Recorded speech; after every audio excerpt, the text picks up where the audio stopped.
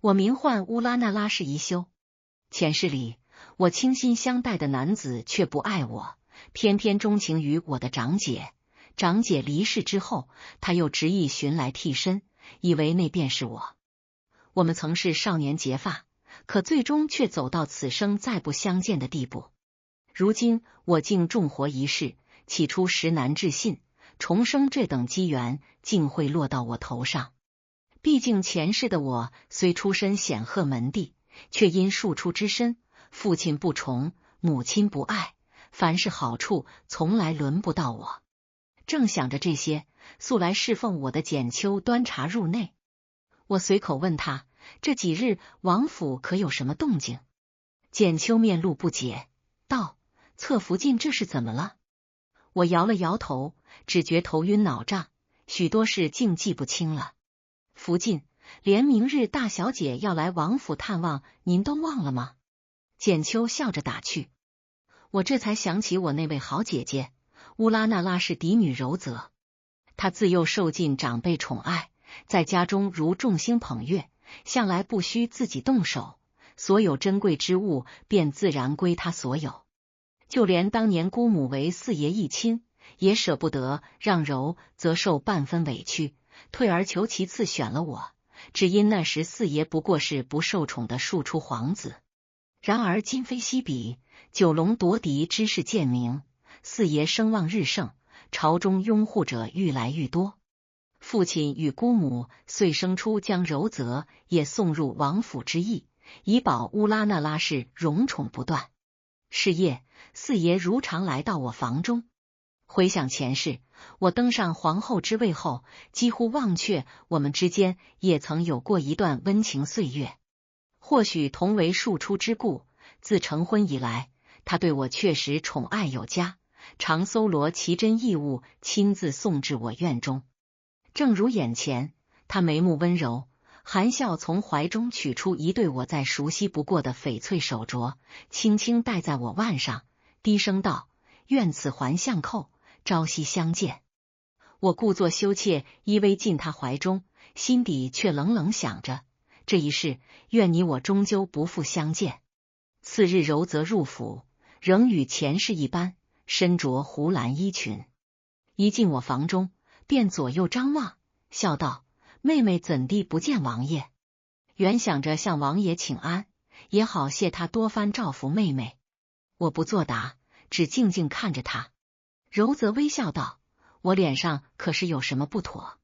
我忽然装作惊呼：啊，姐姐你身上怎么起了这许多红疹？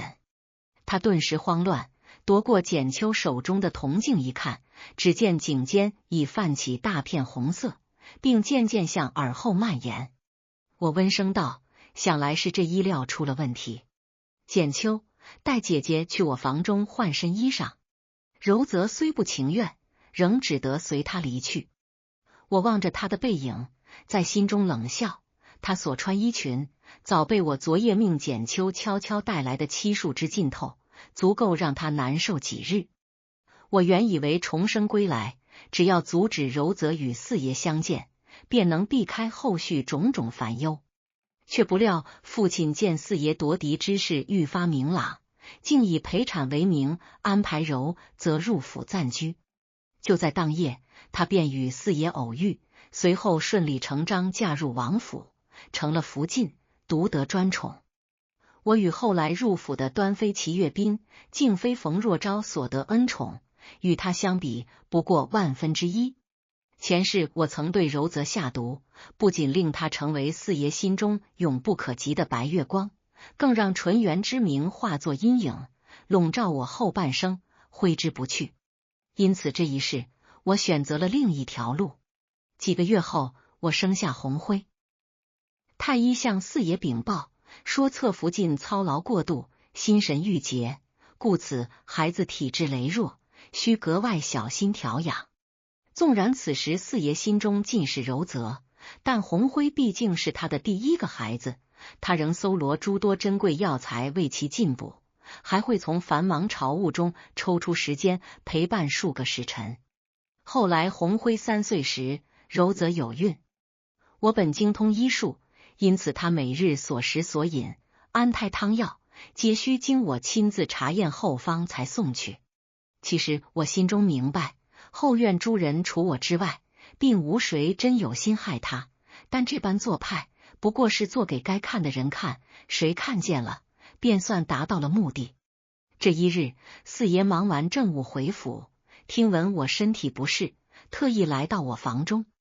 彼时我正伏在桌上闭目养神，手下压着近来记录的柔泽饮食药方。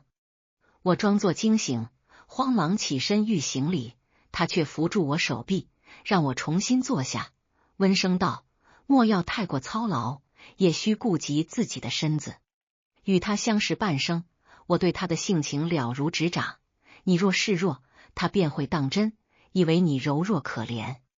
念及此，我轻轻摇头，说道：姐姐自幼身为嫡女，在家中一直受父母悉心呵护长大，如今身处王府，虽说姐妹众多，但终究唯有她与我血脉相连。我出身庶房，自幼操持劳碌惯了，这些事于我而言并不算什么。听我这般说，四爷一时沉默不语。我余光瞥见他微微低头，忙将手指缩入衣袖之中，然而他反应极快，已然握住我的手细细查看，正看见前几日我替姐姐熬药时刻意烫伤的痕迹。他随即与我十指相扣，语气低沉而郑重：宜修，你我少年结发，你性情温和善良，从不争妒，又为我诞下长子。我向你许诺，待来日大业有成，定不负你与鸿辉。数月之后，柔则顺利产子。与此同时，四爷得年羹尧归附麾下，愈发受皇上器重。为加深与年羹尧的联系，四爷那其妹年世兰入府，与我同为侧福晋。出入雍亲王府那日，年世兰一袭红衣，容光明艳，胜过春花。然而在我眼中，却只看见那个在宫斗中败落，被幽禁冷宫，最终赐死的华妃。前世我曾质问四爷，若柔则尚在，你可还会爱她渐渐衰老的容颜？如今无需他回答，我已然知晓答案。面对年世兰那副青春容貌，柔则眼角与唇边不知何时浮现的细纹愈发显眼。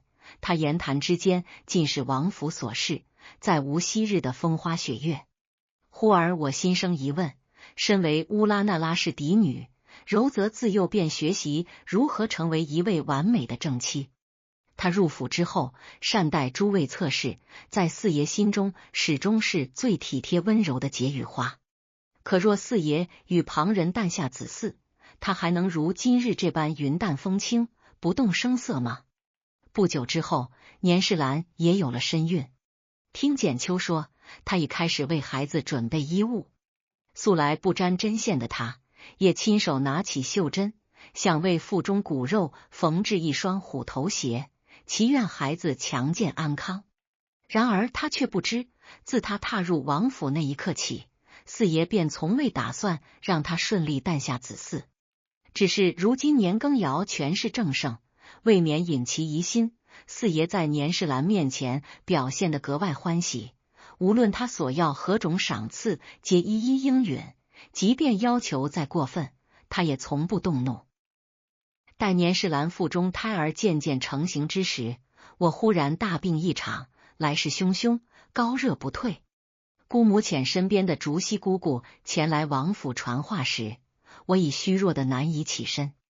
竹溪见状，并未多言，只留下几句提己之语便离开。约莫半个时辰后，简秋萍退房中侍女附在我耳边低声说道：竹溪姑姑已带福晋入宫了。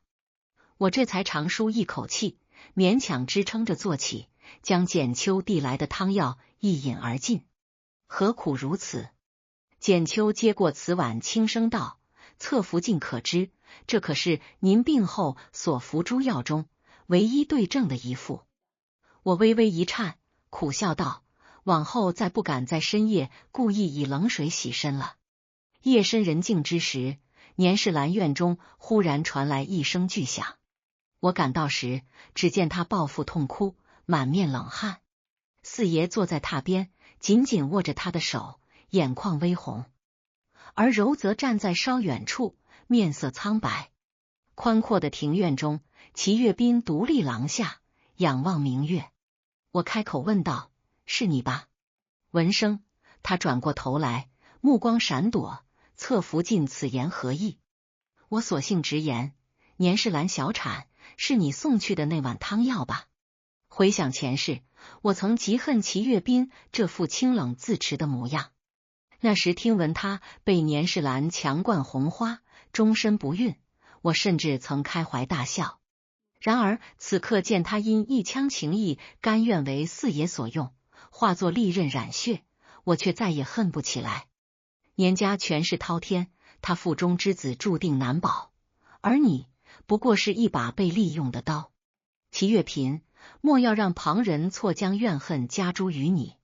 后来有一日，齐岳嫔择了四爷与柔则皆在之时，向年世兰跪地请罪。他虽跪着，脊背却挺得笔直：“年姐姐，是我有罪。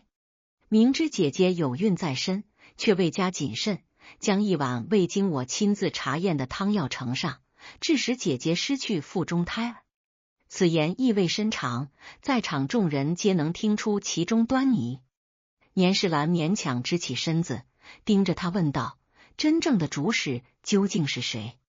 齐岳斌没有作答。然而下一刻，在众目睽睽之下，他毫不避讳地朝柔则看了一眼。如今四爷大业将成，紫禁城中暗潮汹涌，想让年世兰无法顺利诞下子嗣的，不仅有四爷，还有我那位姑母。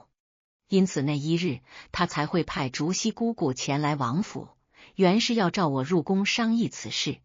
可我不过区区侧福晋，即便诞下长子，也终究只是庶出之子，一旦事情有变，我这枚棋子随时可以被舍弃。奈何彼时我重病缠身，而年世兰的月份又一日日渐长，时机紧迫，姑母无可奈何，只得改而让柔则出手。若是从前的柔则，心性纯净无瑕，必然不屑沾染此等阴私之事。可如今他终究已变，竟当真依照姑母的意思行事，又借齐岳斌之手，将那碗汤药送至年世兰处，借刀行事。只是四爷当真对此一无所知吗？不，他其实心知肚明。他放任后院女子为他争宠斗狠，使尽心机，让他们彼此倾轧，你死我活。后来九龙夺嫡落下帷幕，最终以四爷胜出告终。登基大典之后，紧接着便是柔则的侧后仪典。那样的盛况，我前世亦曾拥有过。只是我能登上后位，不过是因为柔则临终前曾对四爷留下一句话：善待宜修，不可废他，无论如何都不要废。这一日，柔则头戴朝冠，身着朝袍朝褂，冠尾垂着金凤与宝珠。我望着他，恍惚间也曾抬手去触碰自己的发顶，那里曾佩戴过象征皇后的朝冠。然而指尖所及，只有冰凉发丝，再也触不到那顶只属于皇后的荣耀。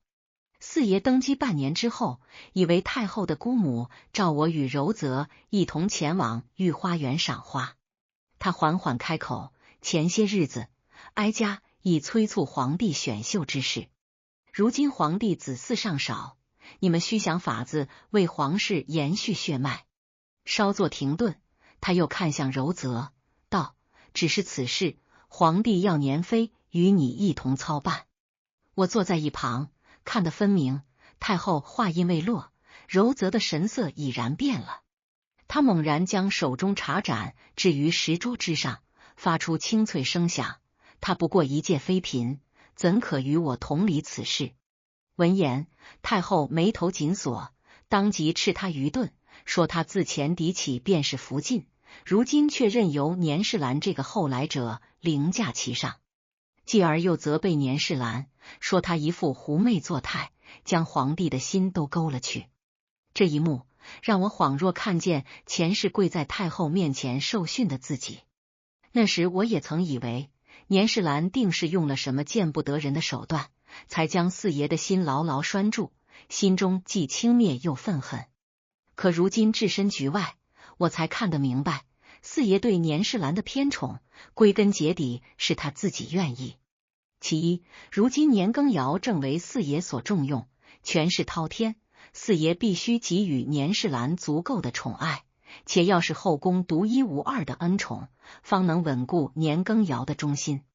其二，年世兰身上有着后宫众人皆无，亦永远无法拥有的张扬与骄蛮，他的一举一动、一颦一笑都充满生气，在这深宫之中独一无二。不难看出，至少此时此刻，四爷确实是由衷喜爱着他。暖风徐徐，我却忽然感到一阵寒意自心底蔓延。他既真心喜爱年世兰，却仍将欢宜相赐予他，使他终生不得有孕，而他却浑然不觉，满怀情意，甘心受骗。当夜，四爷翻了我的牌子，我早早备下酒菜，静候他到来。皇上驾到，随着苏培盛高声通传，四爷大步走入殿中。他方一落座，便自斟满一杯酒，一饮而尽，低声道：“宜修，柔则变了。”我面上不动声色，又替他斟上一杯，轻声问道：“四郎何出此言？”我自他登基之后，旁人皆称他陛下，唯独我仍旧唤他四爷。他曾说过喜欢我这样称呼他。朕方才去看他，他竟因朕让世兰协理选秀之事而吃醋，闹了许久。他语气中带着几分不悦与不解，他从前并非如此。我站直身子，垂眸望着他，心中却暗自思量，究竟是柔则变了，还是前世的我变了？亦或当年许下情深承诺的四爷，从来未曾改变过？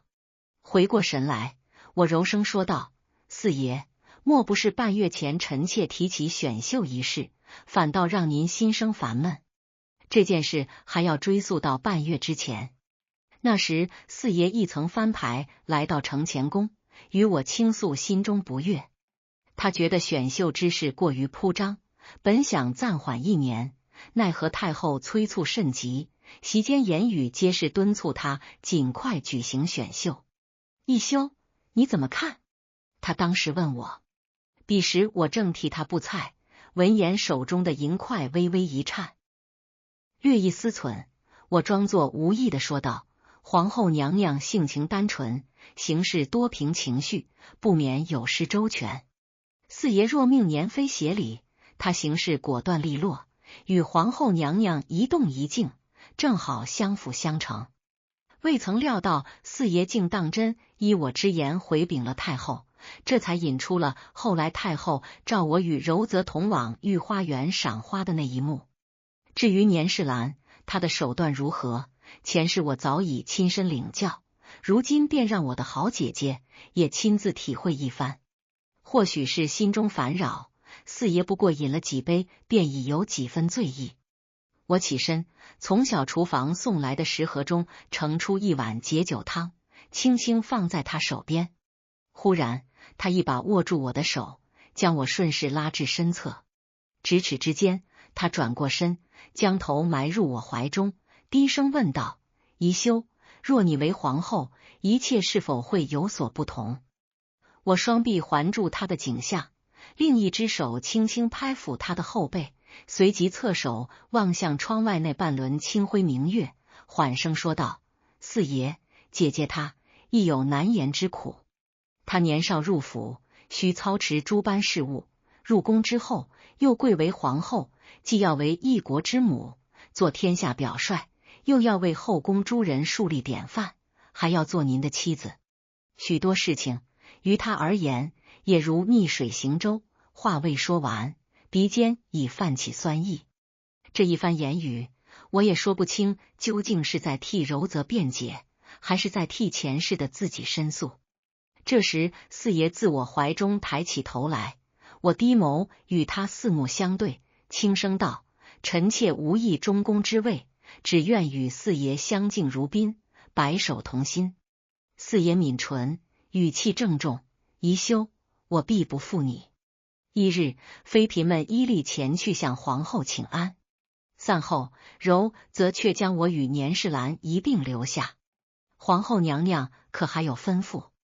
年世兰以兰花指轻拂额前碎发，又翻了个白眼，神情颇为不耐。臣妾可没那么多闲暇。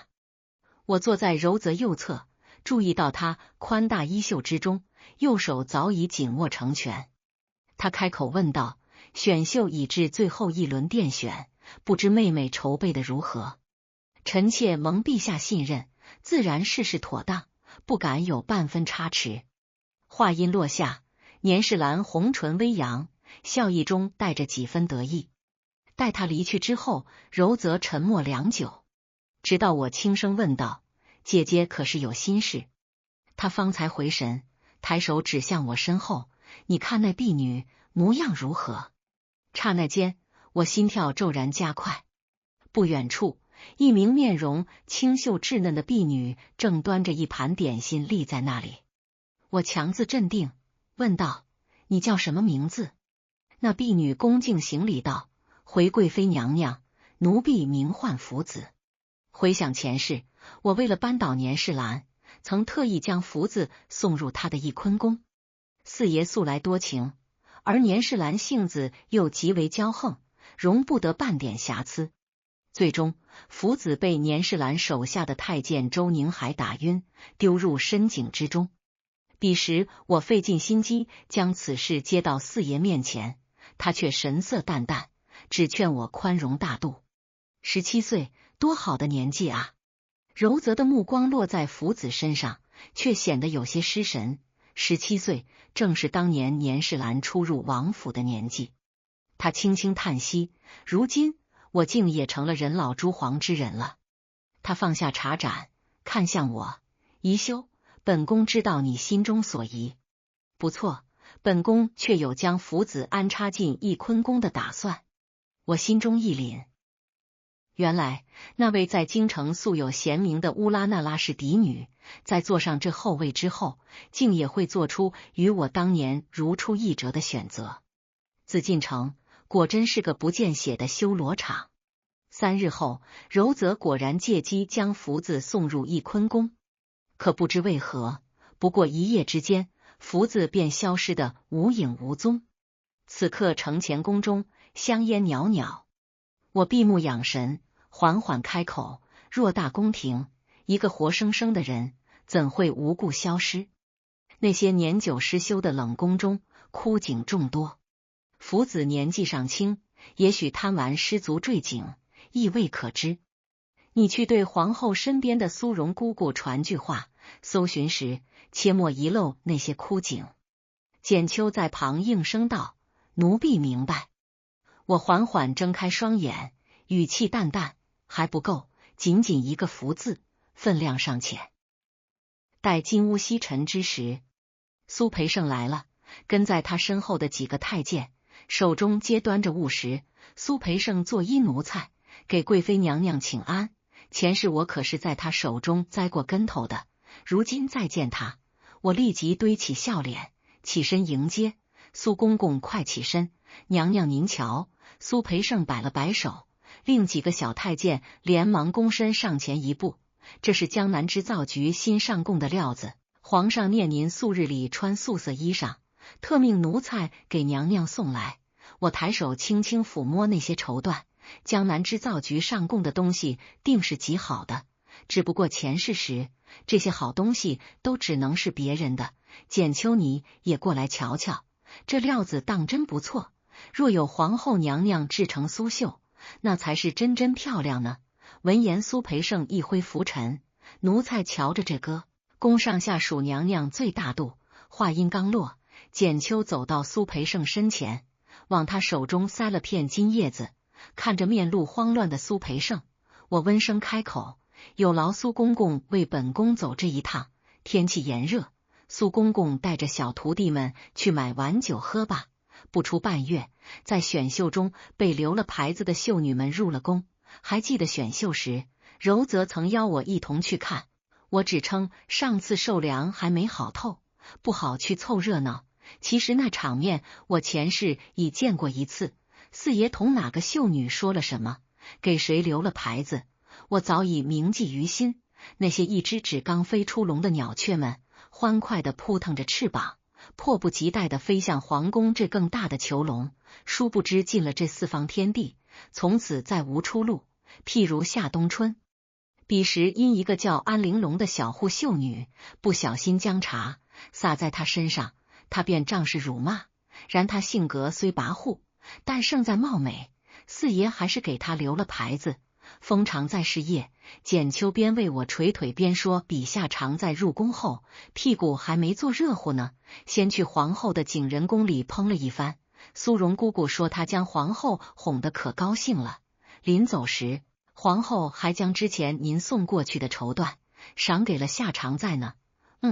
呵，我了一声评价道，夏冬春是个蠢笨的。忽然想起什么，我抬眼看向简秋，去把安答应找来，记得万不可被旁人发现。安陵容来时神色一如前世，小心翼翼。她身穿粉色宫裙，脸颊处带着少女独有的红晕。安答应来了，我斜倚在榻上，看着如今的她，又像是在看前世的她。殿选那日，本宫教你做的事做得不错。殿选前，安陵容曾在甄嬛家中小住，而我曾遣简秋悄抄出宫去见了她一面。我教安陵容同前世那般，伺机将热茶泼在夏冬春身上。夏冬春本就低看安陵容，毫不犹豫便出言嘲讽。此外，同行的待选秀女中又有2位爱管闲事的，他们为安陵容一番辩驳，只会激得夏冬春行事更加肆无忌惮。但与前世不同的是，这一回殿选是由年世兰操办。夏冬春如此闹了一番，当晚又去了柔泽宫中，得了柔泽夸赞，恨不得让河宫上下知晓此事，必定会被年世兰视为眼中钉。安陵容轻声回道，在苏荣姑姑来延禧宫给夏常在送赏赐时，臣妾按照贵妃娘娘吩咐，特意坐在显眼处。夏常在见了我，将自己所得赏赐炫耀一番，臣妾看得分明。那时华妃手下的周公公就在暗处。我点了点头。前些日子，年世兰得了协理6宫之权，夏冬春便如同一把火，烧的是年世兰与皇后的第1回合。本宫听闻安答应的母亲是位绣娘，用所赚的钱才为你父亲捐了个官，眼睛因此熬出了病。安陵容垂眸，是。我从榻上起身，本宫会派人去你故乡，将你母亲带离安府，暂时安置于庄子里。闻言，安陵容猛地抬头看向我，娘娘此话可当真？自然当真。我站在安陵容身前，将她扶起。本宫知晓，入宫非是想要你母亲在安府的日子好过些，不再受主母欺辱。那你母亲在安府1日，你便有1日软肋；若你母亲离开安府，你便不必再受你父亲桎梏。视线中，安陵容一双杏眼渐渐泛红，在开口时，她声音微颤，却字字清晰。娘娘大恩大德，玲珑定当涌泉相报。新入宫的妃嫔们与我们一道去景仁宫请安。这日突然有宫婢来传话，说红辉寺吃了不干净的东西，狂吐不止。我连忙带着简秋先行告退府。一出景仁宫，简秋便与我对视一眼，向后走去。1个时辰后，承乾宫中，简秋小跑着进来，娘娘成了。我们离开景仁宫后，夏常在便拦住安答应，一番嘲笑。安答应按照您叫的，只管做小伏低。那信朕的晚常在与信圣的惠贵人也赶了来，果真与夏常在起了口舌之争。奴婢伺机拦下，总之同他说夏常在正在前面，要处置安答应呢。听闻年妃娘娘勃然大怒，当即赏了夏常在1丈红。我拿起一只步摇，放到简秋手里，做得不错，赏你的简秋，喜不自胜，谢主子赏。接着道，奴婢回来的路上还遇见了苏培盛呢，他念着娘娘您对他的好，偷偷告诉我说万岁爷午后要过来承乾宫呢。我点了点头，嘱咐简秋记得小心红灰的药。四爷是于午后来的，他来时我正梦魇着，无论如何都醒不过来。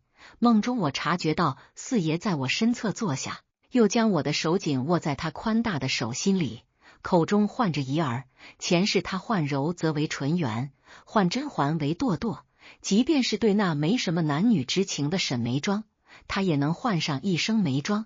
但在我面前，他一向神色淡漠，毫无感情的叫我皇后。四爷您瞧，您终归也是变了。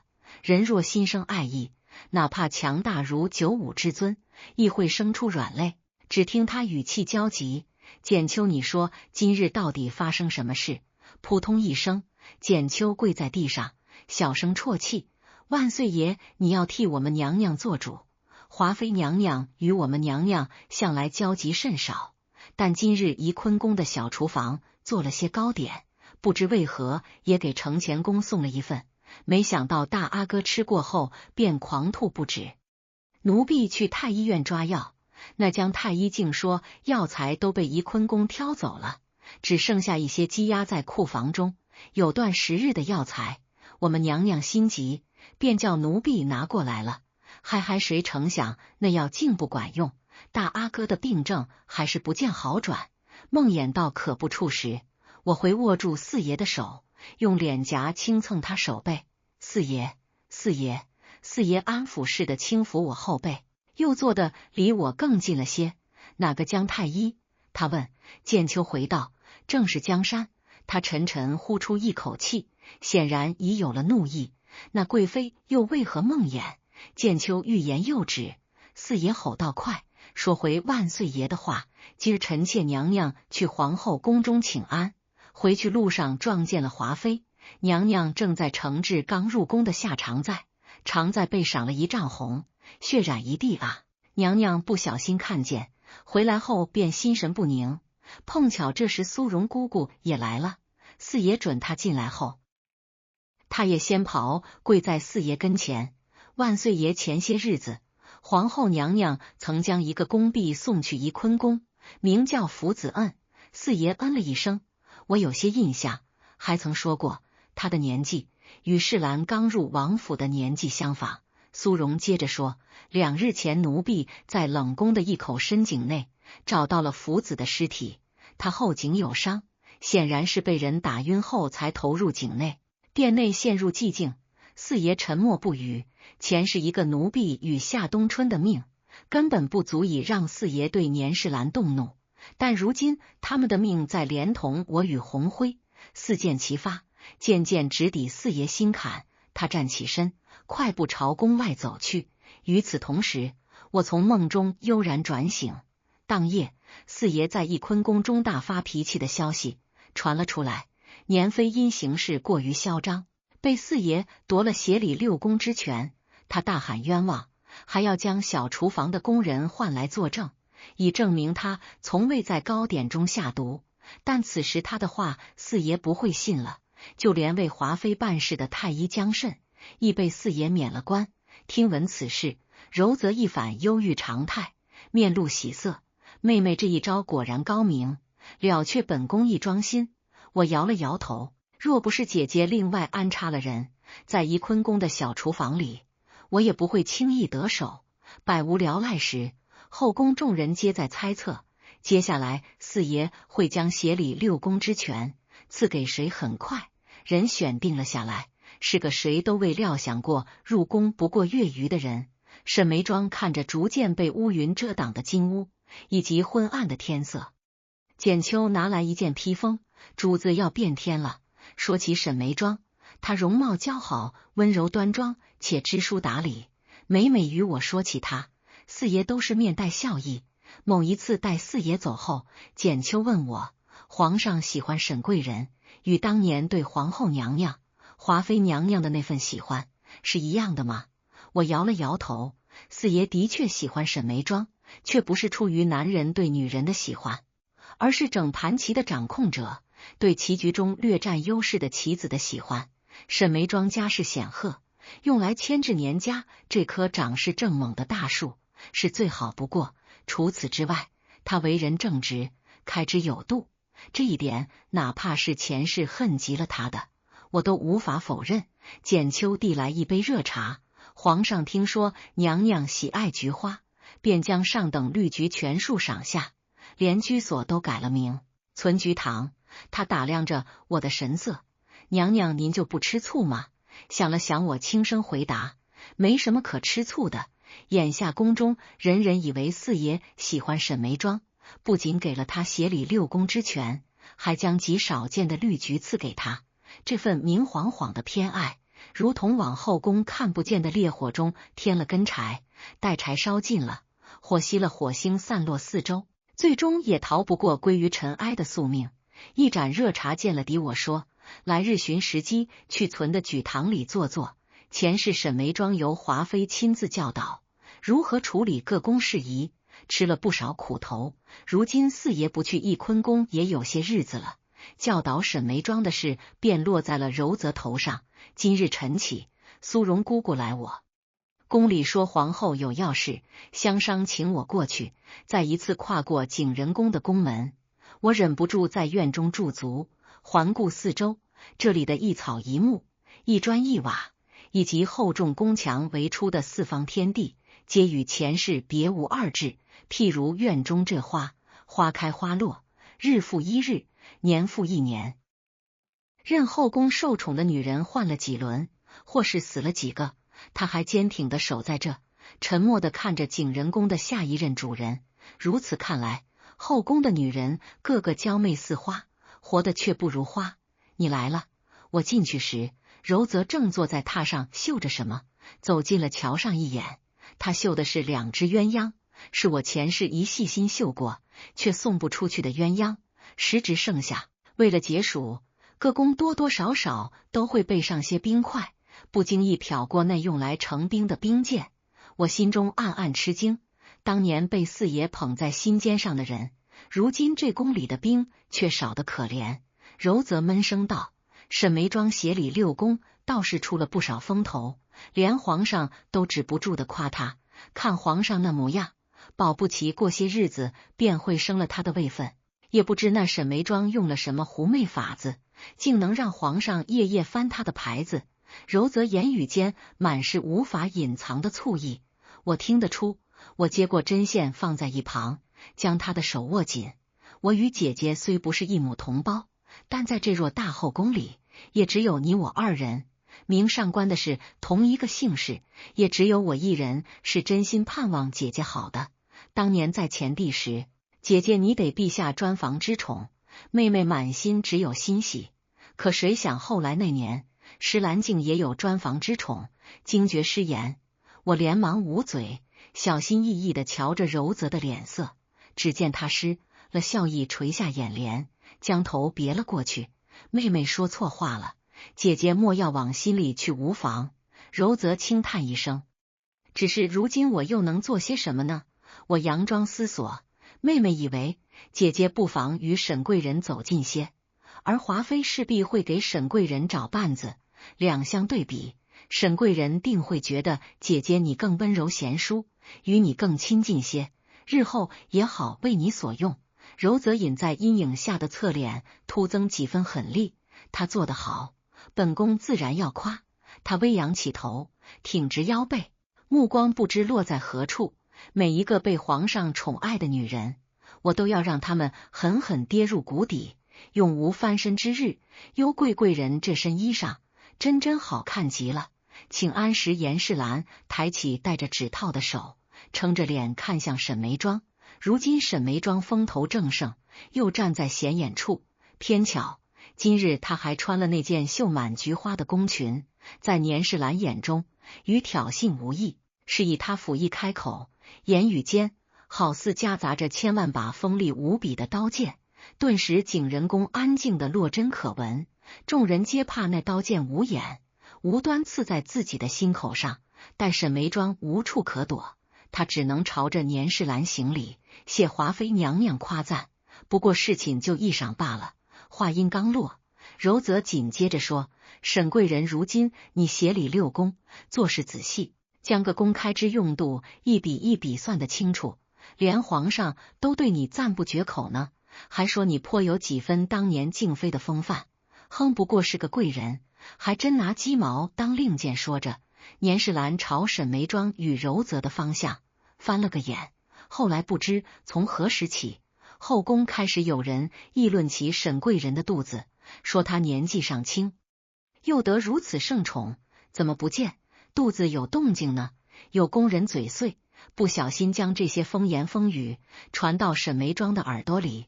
简秋进屋奉茶时，我必着眼轻揉眉间，事情如何了？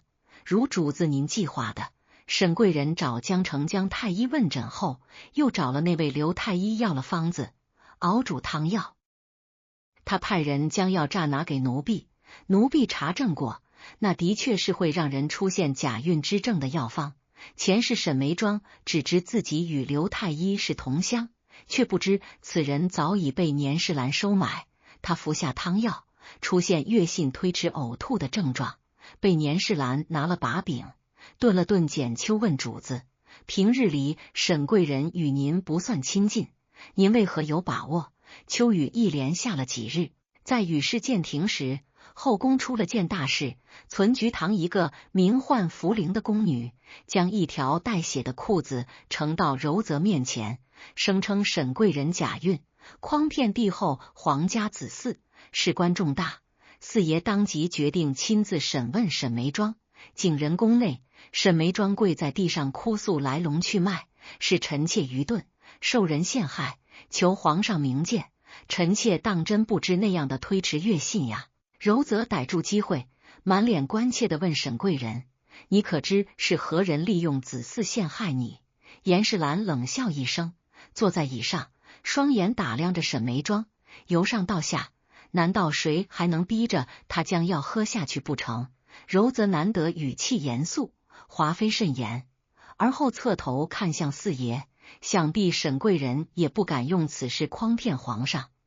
既然他说服要钱，特意找江太医与刘太医查看过，那何不找来那两位太医一同对质？在场众人皆看得出来，柔则是想借此事救出那位显而易见的幕后主使。无奈四爷沉默不语，良久。沈眉庄在欲为自己辩解时，他一声皇上刚说出口便被打断，随后四爷下旨将他降为答应，从今日起禁足弦月阁，非皇命任何人不得见。沈眉庄瘫坐在地上，满脸不可置信，前不久还与他耳鬓厮磨的男人，如今却连他的解释都不愿再多听一句。隔着众人，他抬起头对我对视一眼，红唇轻启，无声地说了一句：“多谢贵妃娘娘指点。”我恍然想起，昨日夜里穿过几条幽径后，我站在存菊堂前，恰好甄嬛也在，与沈眉庄二脸警惕地看着我。我问沈眉庄，点了点头。若你此时找他问诊，他会给你一副药方，会让你出现假孕症状。到那时，华妃会想方设法在皇上面前告你欺君之罪。起初沈眉庄不信，就连甄嬛都说皇上许是真心喜欢梅姐姐，待她是极好的，想来是娘娘多虑了。喜欢哼，我冷笑一声，他喜欢谁，如同将猎物置于火炉之上，甚至不需要他亲自动手，自然会有旁人替他将猎物捧熟。你们若不信，便等着瞧吧。沈答应假孕的实情，四郎可知。翌日晚膳，我站在四爷身后，为他轻捶肩膀。他嗯了一声，又说：“朕知道。”毕师柔则提议找太医对质，他未发一言，只因他心知肚明，沈眉庄假孕是年世兰一手设计，但眼下年世兰对他还有些用处。沈眉庄呢，他有意将他捧上高位，引来年世兰对他的极度加害，不过是为拿捏年世兰的软肋罢了。一出帝王权术的戏码，唱到最后，他的手竟是最干净的。出神时，四爷握着我的手，将我带到他身侧坐下。婢儿若柔，则能如你这般善良大度，那便好了。我面露疑惑，先前沈答应协理六宫时，姐姐也是不吝赞赏，常在众姐妹面前夸赞沈答应的。四爷张了张嘴唇，想要说些什么，但最后他只是轻拍我手背，叹道：“哎，怡儿，你还是太纯良了。我佯装不懂他话中含义，只说四爷，臣妾想向陛下求个恩准。什么恩准？沈答应入宫后，与臣妾很是亲近，与他相处是与我为初入宫时，同家中姐妹相处一般。臣妾想着找几个信得过的宫人，去弦月阁中照看沈答应。只有我知道，前世的沈眉庄在弦月阁中无力自保，还被宫人下了药。彼时我只怕宫人下的药不足以要他性命，如今只觉得付出过真心实意的人，不该落得这个下场。四爷点了点头，照你说的办吧。晨起后，简秋扶着我从床上起身，打今儿起，本宫的平安脉由温太医来请。简秋愣了愣，温太医？他与郑贵人相识数年，由他为主子请平安脉，可信吗？呵！我垂眸看向手腕上的翡翠玉镯，于我而言，他或许不可信，但于沈眉庄，这世间无人比他更可信。简秋笑了笑，奴婢懂了，主子是想借着为您请平安脉的由头，让温太医去弦月阁为圣答应请脉。我将玉镯摘下，放在镜匣最深处。眉庄同为女人，我只能帮你到这了，往后是生事圆满，亦或生儿育女，都看你自己的造化了。又是一年除夕夜，宫宴上四爷坐于高位，一旁的柔则看着他与其他妃嫔说话，面上笑得温柔如水，眼睛却是冷的。席间富察贵人献琴一曲，以贺新年。一曲终了时，突然柔则失手将酒盏打翻，他转头看向四爷，皇上，臣妾有些醉了，让一休陪臣妾出去走走。然而刚走出宫门，柔则的神色立即恢复如常，毫无醉意。他脚步飞快，朝以梅园的方向走去，而后带着我躲在暗处。你瞧那是谁？我顺着他手指的方向看去，视线中果郡王云里站在不远处，正垂眸看着身前。那个身穿妃嫔服饰的女子是甄嬛。宜修这位甄贵人的事，你可听说了？他紧接着说，敬事房的奴才回话说，皇上曾翻过几次这甄嬛的牌子，但要么遇上他越信，要么遇上他风寒，总之巧得很起初，本宫只当他时运不济，如今看来他是在刻意避宠。说着，柔则将一枝开得正好的梅花掰断，踩进雪里。当初选秀时，皇上便说他眉眼与我有几分相似，眼下不正是除掉他的大好时机所以。他转身看向我，你要帮我。四爷来承乾宫时，我正倚在榻上小眠，一听见苏培盛的通传声，我连忙下榻行礼。四爷快步走近，扶住我小臂，将我带起。怡儿不必多礼。我顺势倚靠在他肩上，语气娇嗔，苏公公说四爷近来为国事操劳，失眠数日，臣妾听了很是心疼。说着，我将提前备好的热茶呈给他。四爷，这药茶是我费尽千辛万苦才寻来的方子，有助眠功效，需趁热喝。话音刚落，四爷抬起手，轻轻拍了拍我的侧脸，他手腕上的佛珠相互触碰，发出阵阵声响。怡儿有心了，待他将茶一饮而尽。我接过茶盏，状似无意，倒不如明日，臣妾陪您去御花园里走走。四爷抬起双臂，准备宽衣也好，前朝烦心事多，你也能为朕排解排解。翌日午后，我与四爷并排走在御花园中，突然他停下脚步，视线落在不远处，一个身穿湖蓝宫裙的少女正坐在秋千上，微微摇摆，如皎月之姿。四爷做了个手势，命在场众人噤声。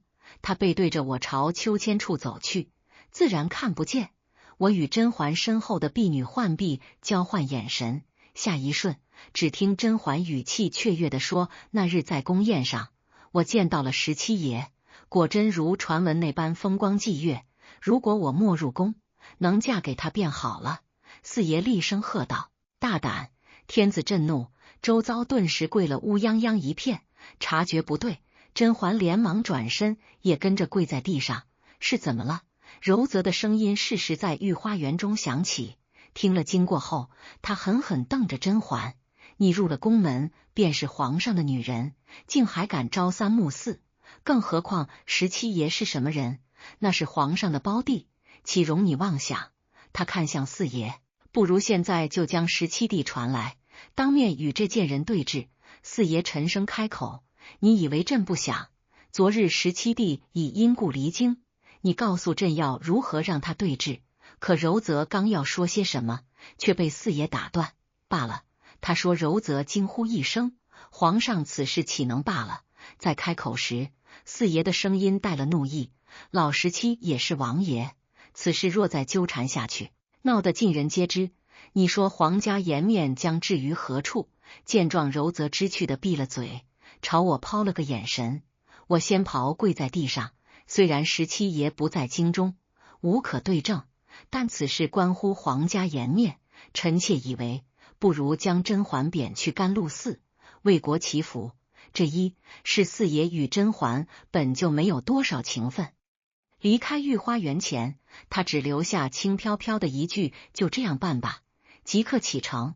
好戏散场后，柔则与我一同回到景仁宫，声音兴奋：“宜秀，你真是帮了本宫一个大忙。”他只知甄嬛从此远离紫禁城，甘露寺山高水远，此后再难见到四爷。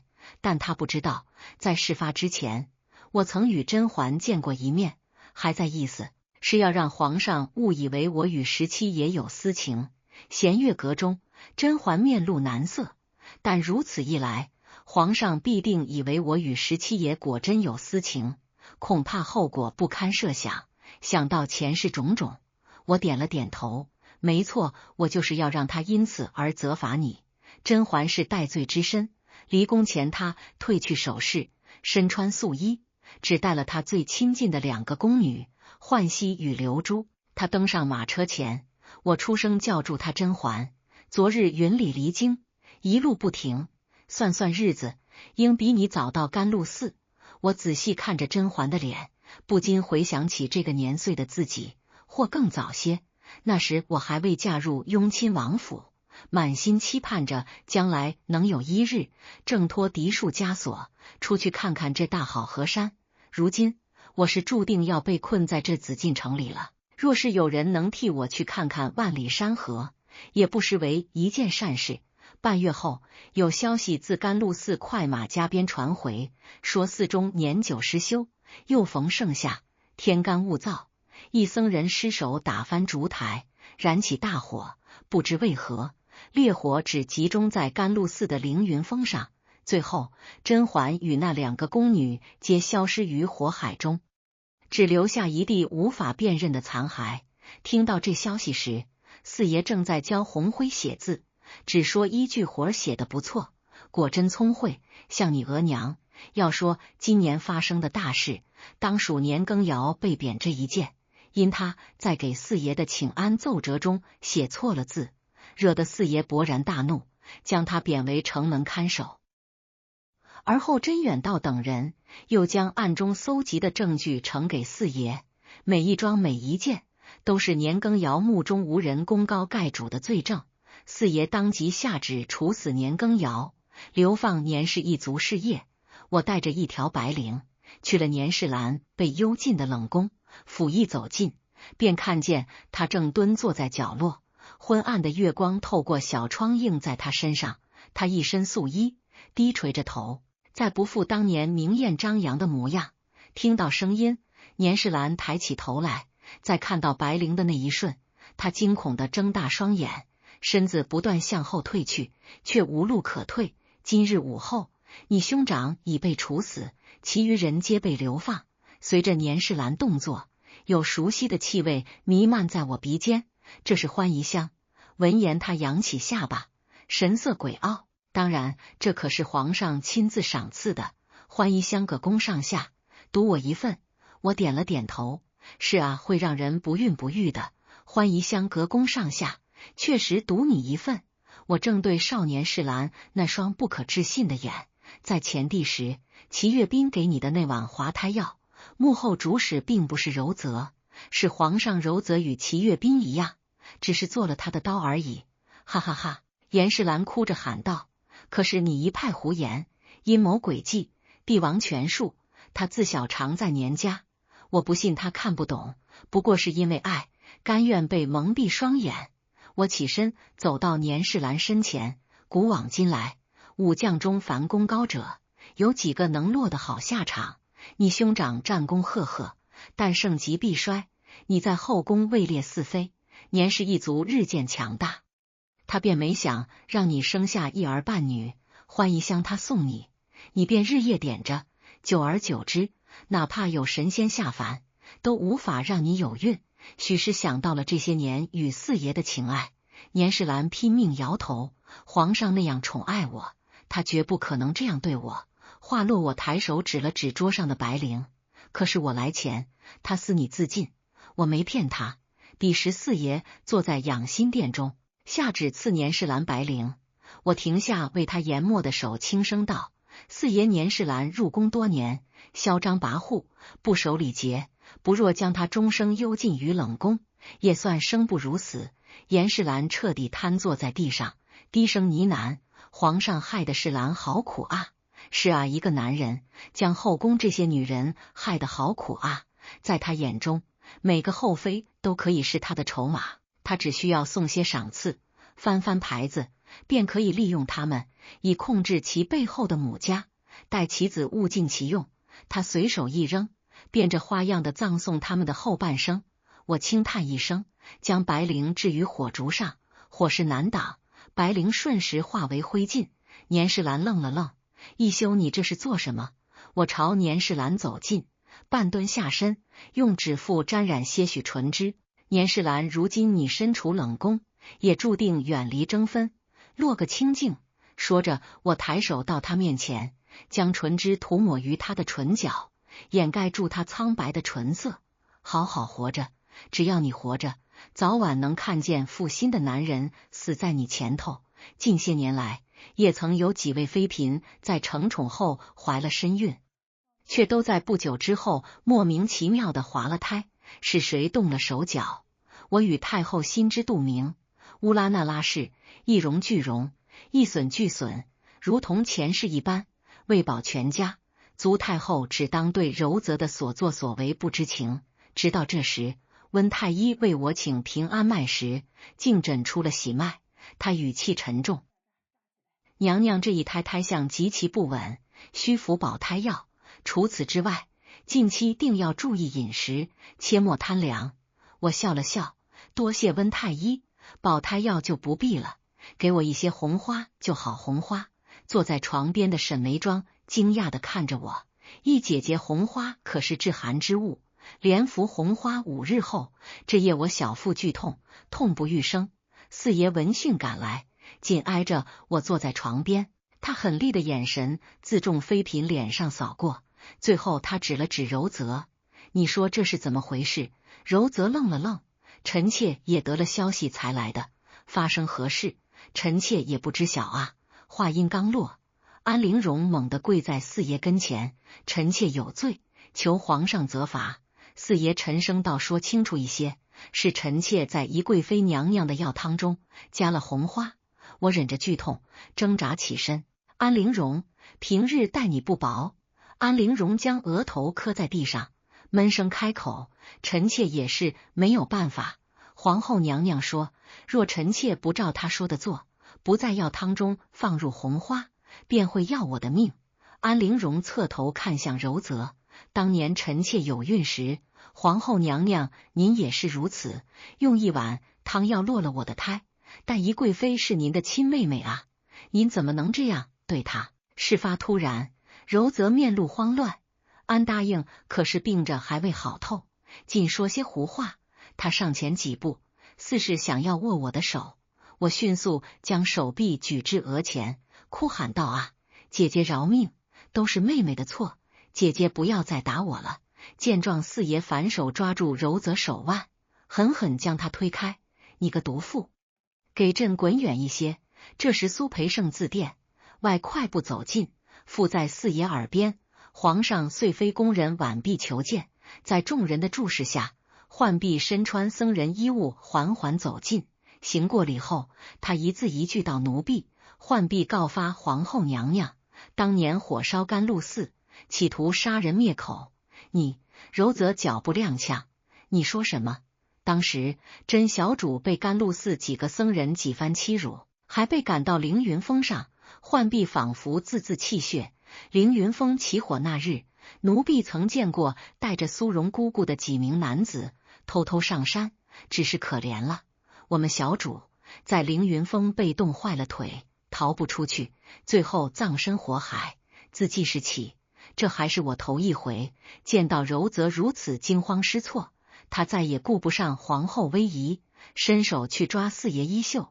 皇上，皇上，臣妾与您少年夫妻，难道您不信臣妾吗？四爷手上用力将他甩开，不再看他。苏培盛传朕旨意，乌拉那拉氏柔则失德失仪，废去后位，贬为庶人。苏培盛应声称是，顿了顿四爷，再次开口：乌拉那拉氏宜修降中化州秀玉名门温惠秉新柔家，表度6行，西备9招，庶德于宫中，嗣教于洪轩，允和母仪于天下，立为皇后，日子过得真快呀！景仁宫中，安陵容坐在我身侧，怀中抱着她的女儿。是啊，沈眉庄放下手中针线，叹道：一转眼，那位已被禁足于冷宫中2年有余了。忽然想起什么，我抬眼看向安陵容，前些日子皇上曾与我提起，有意封你为妃。闻言，沈眉庄揽住安陵容的手臂，这可真是天大的好事。安陵容的双颊染着红晕，杏眼泛光。后来忽有一日，四爷重病不起，许多医术精湛的太医陆续瞧过，也用了药，但始终不见好。我到养心殿时，四爷正躺在榻上，双眼紧闭，那呼吸声听着似是比前些日子更无力了些。听见动静，他勉强睁眼看我。怡儿，你来了。他慢慢抬手到我手边，我只觉反胃，狠狠甩开他的手，看着面露疑惑的四爷，我扯出一抹明艳的笑：四爷，你可知柔则当年为何嫁你？因为爱吗？自然不是。哼！我冷哼一声，她嫁你只因当年九子夺嫡，你有望继承大统。四爷喉间滚动，发出痰音。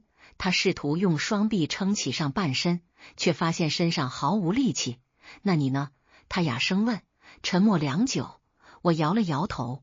我与他们都不一样。我凑近到他耳边，我恨极了你，从我重新见到你的那日起，便恨不得将你千刀万剐，来祭奠解释我无辜惨死的儿父伯父。四爷拼尽全力想要掐住我的脖颈，但如今他连我的力量都抵挡不住。若说这后宫之中真心爱你的人只有年世兰，可是四爷你又是如何对他的呢？话音落下，殿内有脚步声响起，只见年世兰一袭红衣，红唇娇艳，出现在四爷的视线中。他装作恍然大悟的模样：皇上利用我的兄长平定西北，利用我除掉宫妃，又赐我欢宜香，使我不能有孕，最后还赐了我一条白绫。说完，他咯咯笑了起来。不远处，安陵容、甄嬛以及沈眉庄一同走近。我眼见四爷的眼中闪过一丝希望，却听见他们说：姨姐姐眉庄做了一桌子饭菜，就差你了陵容。我离开京城多年，倒真想念家乡小曲了，也喜欢听那玲珑，便多唱几曲。我从怀中取出金帕，四爷那助眠的茶汤你喝了这么些年，其中的慢性毒药你也喝了这么多年，你也别怪我狠心。若论狠心，谁又比得过你呢？他挣扎着想要起身，嘴唇一张一合，似是想要说些什么。我将金帕附于他的口鼻：你想说，都留到阴曹地府去说吧。那些因你惨死的宫妃和子嗣，以及前世的，我都在那等着你呢。四爷，我与此生不复相见。